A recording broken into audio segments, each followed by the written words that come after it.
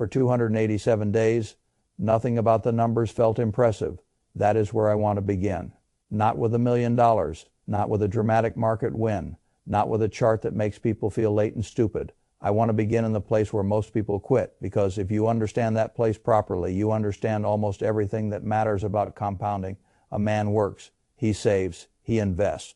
He checks the account, and the number barely moves. That is when the mind begins whispering dangerous things. This is pointless. I am behind. Other people are doing better. Maybe I should wait until I have more money.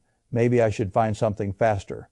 Maybe index funds are too slow. Maybe this only works for people who started younger, earned more, inherited money, or got lucky in one of those market moments everyone talks about later as if it were obvious. Those thoughts are normal. That is exactly why they are dangerous. The first stage of compounding does not feel like progress. It feels like disbelief. That is one of the most important truths in money. The public thinks compounding begins with growth. It does not. It begins with disappointment. It begins with the humiliating period where effort and visible reward do not appear to match. Your brain wants straight lines. It wants effort now, result now. It wants labor translated quickly into visible payoff, because that is how most of life trains us. You work a shift and get paid. You mow a lawn and receive cash. You finish the job and the result arrives. Compounding does not pay that way. Compounding is rude in the beginning. It asks for faith before it offers evidence. It asks for repetition before it offers scale. It asks for patience in a world where patience is one of the least fashionable qualities available. That is why so many people fail before the interesting part begins. Not because they are lazy, not because they are unintelligent, because they interpret the first stage incorrectly. They think the slowness means the process is broken. They do not realize the slowness is the process. I have spent most of my life around capital businesses, return on equity, long-term ownership, and the peculiar emotional habits that money brings out in people. The more I study it, the more convinced I become that the greatest financial edge available to ordinary people is not a stock tip. It is not a secret strategy. It is not access to something sophisticated. It is the ability to remain consistent long enough for a good process to finally become visible. That sounds simple. It is not easy, because the first chapter of compounding almost always insults the ego. You feel small, you feel late, you feel as though the market is a machine designed for other people. Meanwhile, the people who sell financial dreams to the public know exactly how to exploit that feeling. They promise speed, they promise shortcuts, they promise hidden vehicles, explosive trades, special opportunities, and fast paths around the part where time does most of the real work. I have never trusted fast money very much. Fast money attracts the wrong temperament. What I trust is the slow mechanism that eventually becomes so powerful it looks almost unfair. But you only see that unfairness later. At the start, it feels like pouring water into sand. Let me make this real. Imagine a man named Harry. He is not glamorous. He is not a private equity manager. He is not a founder cashing out stock options. He is not one of those people the internet likes to use as proof that everyone except you is secretly becoming rich. He works the front desk at a hotel, rotating shifts, strange sleep, monthly take. Home pay that sounds manageable until you compare it with the bills that quietly eat most of it. He splits a cramped place with a roommate. He grabs too much bad coffee from machines because he is tired and because human beings take comfort where they can get it. He tells himself he will get serious when life gets calmer. That sentence is one of the costliest sentences in personal finance. Life does not get calm first. Structure creates calm. That is the order. People wait for calm so they can build the structure. What actually works is building the structure during the noisy years so calm has a chance to arrive later. Harry did what millions of people do. He downloaded the apps. He watched the motivational clips. He read the success stories. He promised himself he would become disciplined. Then the market dropped. His little account dipped. The emotional argument began. What is the point? Why am I doing this? How long before this actually matters? Should I just keep the money in cash until I have more? That is the moment where most futures split, not at $100,000, not at retirement, not at the big inheritance, the windfall, or the market crash. The future often splits in the boring months when the account looks too small to command respect. People think they are deciding whether to keep investing this month. What they are often really deciding is whether they will ever stay in the process long enough to reach the stage where the process starts doing heavy lifting. This is why I like mental models. Not because they sound clever, because human beings need durable ways of seeing in order to behave well through long stretches of emotional boredom. The mind can endure a lot if it knows what stage it is in. It suffers much more when it thinks slow progress means no progress. That is why I want to talk about a rule I would give to an ordinary investor. I would call it the 843 rule. Not because the numbers are magic, not because markets move on a perfect schedule, not because life obeys symmetry, but because the experience of compounding tends to happen in distinct emotional phases, and most people never make it through the first one. The first 8 years are the engine building years. The next 4 are the recognition years. The last 3 are where the machine begins, feeling almost strange to the person who stayed with it.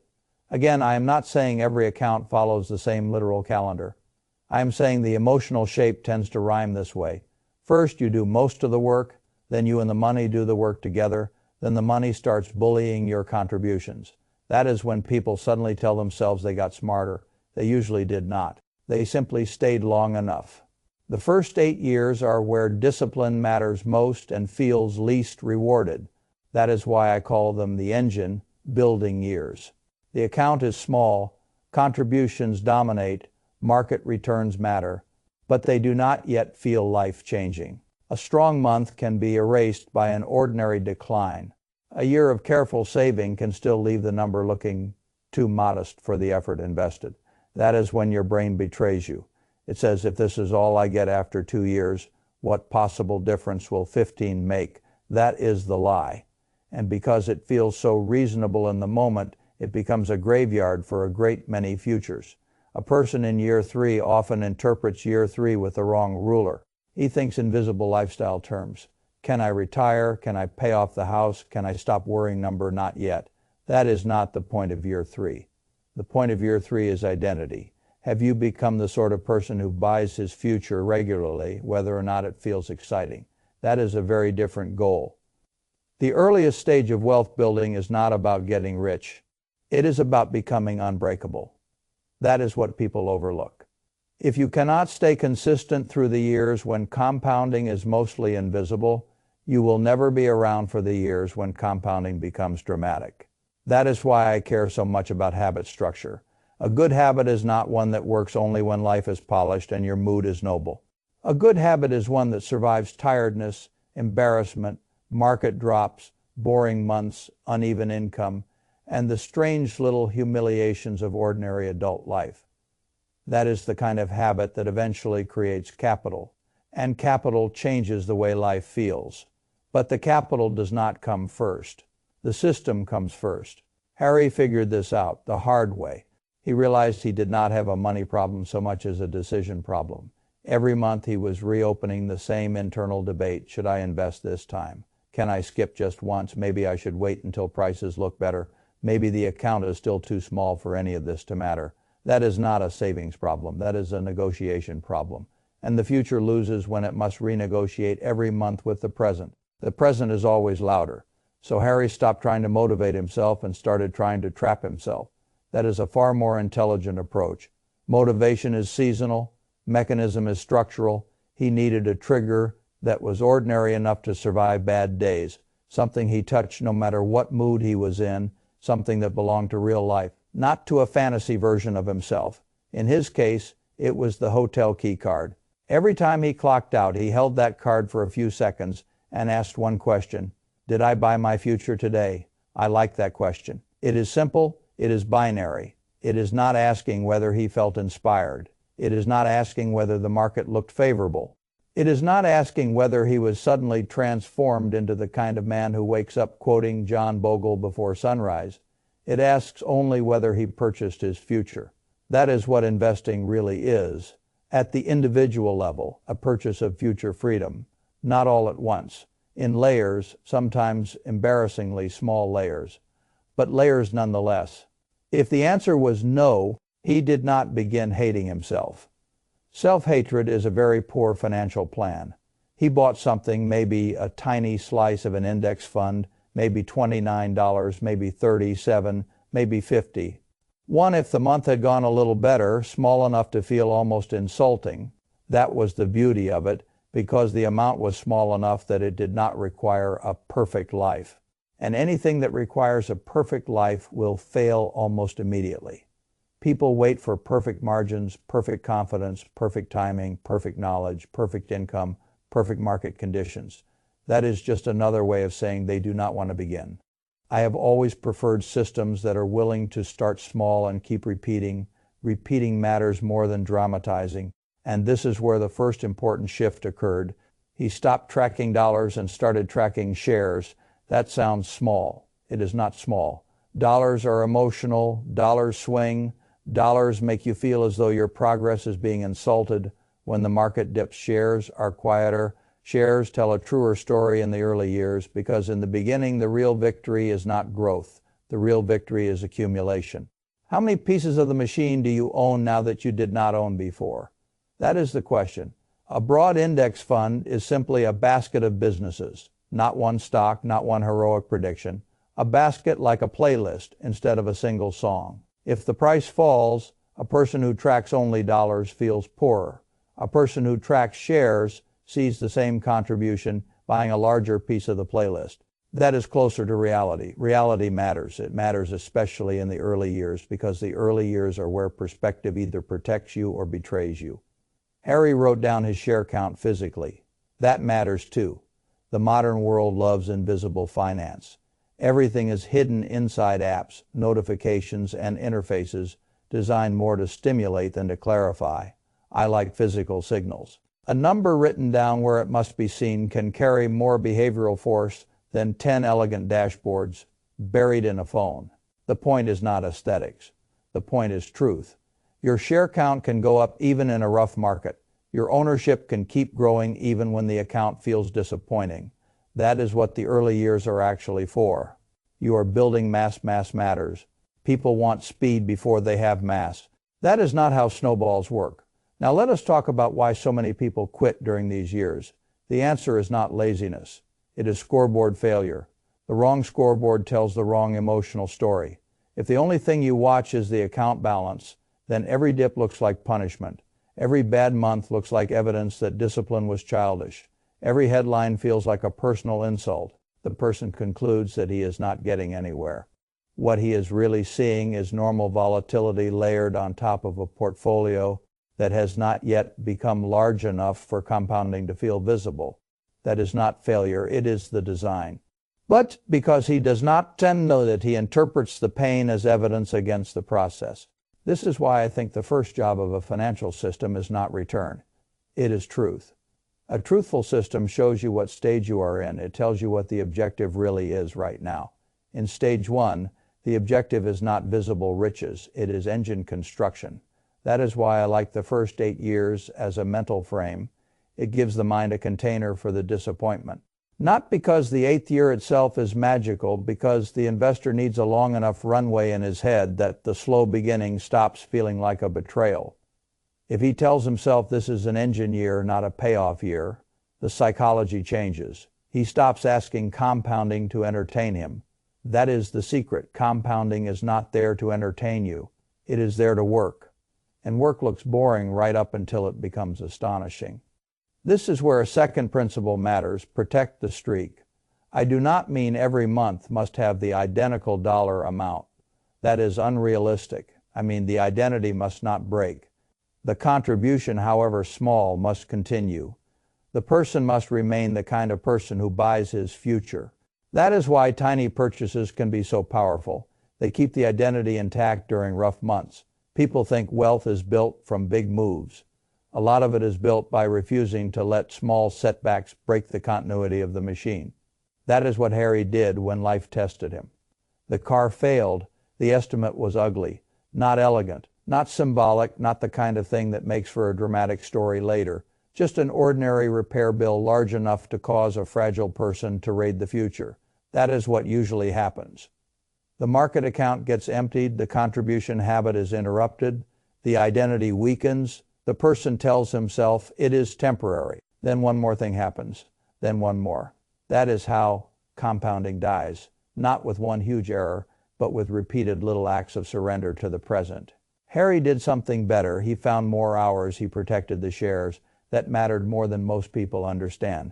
Not because the dollar amount was huge, because the act proved something to him. He was not building an account only. He was building a self. The self that does not sell the future for every ordinary inconvenience. That self becomes very valuable later. Now let us move to years 9 through 12, the recognition years. This is when the machine starts behaving differently. You are still contributing. Do not misunderstand me. The contributions still matter, but they are no longer carrying the whole burden alone. The earlier dollars begin helping in a way that feels more visible. A good month in the market starts adding a number that would once have looked like several weeks or months of contributions. This is when people begin saying the process is finally working. It was working earlier. Now they can simply see it. That is a big difference. And this stage carries its own danger. The early years tempt you to quit because it feels too slow. The recognition years tempt you to get cocky because it finally feels good. Now people start thinking the system was not enough. Maybe they have talent. Maybe they should speed it up. Maybe they should add leverage. Maybe they should buy options. Maybe they should pick hotter names because now they understand markets. I have watched that delusion ruin plenty of good trajectories. The middle years require just as much discipline as the early ones. Only the emotional threat changes. In the beginning, you want to quit from discouragement. In the middle, you want to stray from boredom, mixed with new confidence. This is why I like simple structures so much. A broad index fund, automatic contributions, periodic rebalancing, visible share counts, a trigger embedded in real life. These things are not there because the investor is simple. They are there because human beings become dangerous to their own plans as soon as results begin appearing. And if you ask me what most people should do when the machine finally begins showing signs of life, I would say something very unspectacular. Stay boring. Boring is what compounds. You do not need a new identity because your account had a good year. You need the same identity that built the thing in the first place. Keep buying, keep ignoring noise, keep treating dips as sales rather than verdicts on your intelligence. Keep measuring ownership more than drama. The market loves to punish people who become too self. Impressed in the recognition years, then come the last 3 years of the framework, the strange years, years 13 through 15 in the mental model. Again, the numbers are not sacred. The shape is what matters. This is the phase where the snowball finally looks heavy enough to the owner that the whole process feels different. A person says, "It is moving now," and it is. But what changed is not that the laws of compounding suddenly activated like a hidden switch. What changed is that the earlier years finally stacked enough mass that market returns begin dominating the fresh contributions. This is where people misinterpret the situation and call it a breakthrough as though the investor became brilliant overnight. He did not. He simply survived long enough for the old money to start working like a partner instead of a child. This is the handoff. At first you are the engine, then you and the capital share the work, then the capital begins doing an outsized portion of the lifting. That is the dream. That is the whole point. That is also why quitting in year 6 or 7 is so tragic. You are not merely stopping a habit. You are walking away right before the work assignment changes. You spent years building a machine and then abandoned it before it could start carrying you. That is why I have always thought the most important trait in ordinary investing is not brilliance. It is endurance. Endurance earns the handoff. Now, because I know people like numbers, let me speak in terms the mind can feel. If a person contributes a few $100s a month steadily for years, the early totals can feel almost insulting. A few thousand here, a few thousand there. Then the market gives some of it back, then it adds some. At that stage, the person is tempted to believe that nothing meaningful will ever happen. But once the base grows enough, the same percentage return lands on a much larger number. The return itself becomes visible in an emotionally different way. A good year no longer feels decorative, it feels structural. And that is when the investor finally understands that time was never passive. Time was the main ingredient. This is what people do not teach clearly enough. They talk about compounding as if it were a financial fact only. It is not. It is a behavioral gauntlet. The math is the easy part. The hard part is surviving long enough with the right habits intact. That is why I care so much about systems. If the system collapses every time life gets difficult or the market gets noisy, the mathematics do not matter because the person never remains present long enough for the mathematics to express themselves. So if I were designing a compounding life for an ordinary person, I would use 5 rules. First, buy broad, productive ownership, not fantasies. A simple index fund is enough. You do not need to prove genius before you have built scale. Second, use a trigger that lives in reality, not in motivation. Tie the act to something you touch, see, or do consistently. A badge, a commute, a lunch break, brushing your teeth, whatever, keeps the future purchase tied to an ordinary part of the day. Third, track ownership, not only price, shares, units, contributions, streaks. Something that tells the truth about accumulation when the balance is busy lying emotionally. Fourth, protect the streak with smallness. Do not let perfection destroy continuity. A tiny purchase that preserves identity is often more valuable than a larger purchase that only happens in your ideal months. Fifth, build penalties against emotional exits. Make quitting expensive in some small physical way. People underestimate how useful a simple, almost silly rule can be if it interrupts a destructive impulse. The exact mechanism matters less than the fact that it exists. Now, I want to speak directly to the person who thinks he is too late. Maybe he is 30, maybe 40, maybe older, maybe he already lost time, maybe he made mistakes, maybe he sold out during one crash, froze in cash during one recovery, bought nonsense in a euphoric year, or simply ignored the whole subject because the amount he could save seemed too small to matter. I understand all of that. But the person who knows he has lost time must be even more careful not to lose the years immediately in front of him by demanding emotional satisfaction from compounding too quickly. That is another trap. He says, I am already late, so the account needs to move faster. The person who is late needs the structure even more because speed seeking is how lateness turns into disaster. The slower, better system is what rescues the future, not the frantic substitute for it.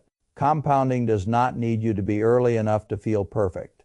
It needs you to stop quitting. That is the whole point. Stop quitting the plan, stop reopening the debate every month, stop asking the market to flatter your discipline immediately, stop demanding a dramatic chart before the years have passed. Just keep buying your future.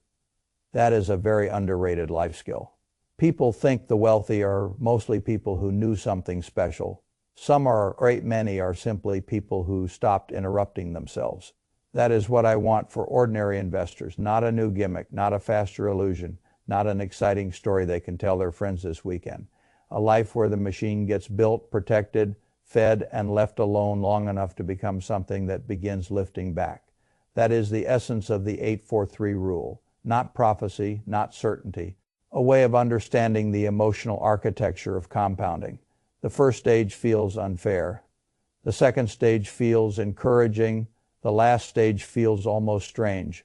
And every one of those stages is earned by the same thing, continuity. That is why I would never ask compounding to entertain me. I would only ask it to keep working while I keep buying. And if you do that for long enough, the strange thing eventually happens. The boring years you once resented become the very years you later realize were deciding almost everything. That is how money works when it is used correctly, quietly, slowly. Then all at once enough to look like magic to people who were not there for the boring part. I have never believed much in magic. I believe in processes that survive long enough to look magical from the outside. That is better. That is real. And if you understand that deeply enough, you will stop asking why compounding feels slow. You will understand that the slowness is the apprenticeship, the price of entry, the part where the future asks whether you want the result badly enough to stay through the disbelief. Most people answer no, not in words and behavior. The few who answer yes do not become rich because they felt inspired more often.